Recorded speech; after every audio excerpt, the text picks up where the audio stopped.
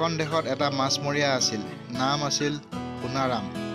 সি সদায় কলঙত নাৱত লৈ মাছ মাৰিবলৈ যায় আৰু সেই মাছ বেছি ঘৰ চলায়। দিনক দিনে মাছমৰীয়া বাঢ়িবলৈ ধৰাত সোণাৰাম আগৰ দৰে মাছ নোপোৱা হ'ল। নাওখনো ইমান ভাল অৱস্থাত নাছিল। নাওৰ মাজৰ অংশ এটা ফুটা আছিল, যাৰ বাবে সি মাজে মাজে পানী সিঁচিবলগীয়া হয়। জালখনো কিছু কিছু ঠাইত ফুটা ওলাবলৈ ধৰিলে।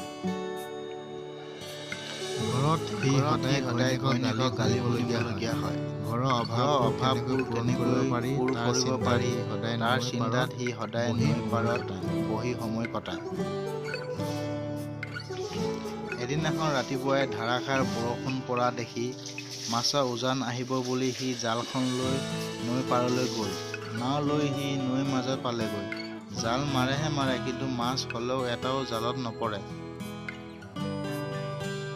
বহু সময় মূৰত জালত এটা ডাঙৰ বস্তু লগা যেন পালে। বস্তুটো ইমানেই গধুৰ আছিল যে সি জালখন নাৱত তুলিব পৰা নাছিল। কিন্তু সিও জালখন এৰি নিদিলে। জালখন টনা ইমানেই মগ্ন হৈ গৈছিল যে সি পাহৰি গ'ল যে তাৰ নাওখন পানীৰে ভৰিবলৈ ধৰিলে। নাওখনৰ কথা ভাবোতেই জালখন সৈতে সেই বস্তুটোৱে সোণাৰামক পানীত পেলাই দিলে। আচৰিত হৈ সোণাৰামে দেখিলে যে জালত লগা বস্তুটো মাছ নহয়, সেইটো এজনী জলকুঁৱৰীহে। জলকুঁৱৰীয়ে সোণাৰামক সুধিলে যে সি ইমান বৰষুণ কিয় মাছ মাৰিব আহিছে।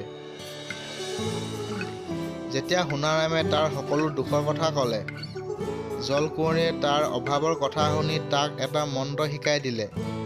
জালৰ ৰাণী জলপৰী মাছৰ বৰষুণ দে, আই মোৰ নাওখনিত মাছ উজান দে। এই মন্ত্ৰটো মাতিলে মাছৰ বৰষুণ পৰিব। আকৌ জলৰ ৰাণী জলপৰী মাছৰ বৰষুণ থাম, আই ঐ আই মোৰ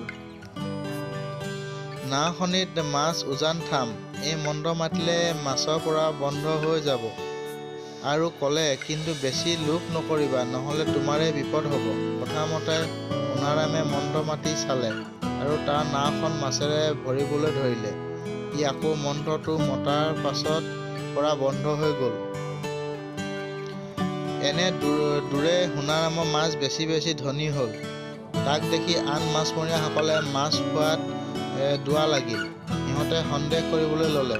এদিনাখন সোণাৰামে মাছ ধৰা ঠাইত সকলো মাছমৰীয়া মনে মনে জুপি চাই দেখিলে যে মাছবোৰ তাৰ নাৱত বৰষুণ পৰা দিছে।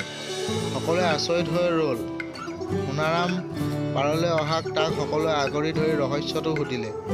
নক'লে তাক মাৰি দিয়া ভাবুকি দিলে। এই কথা শুনি সোণাৰামে বৰ দুখ পালে। সিও মনতে বুদ্ধি সাজিলে।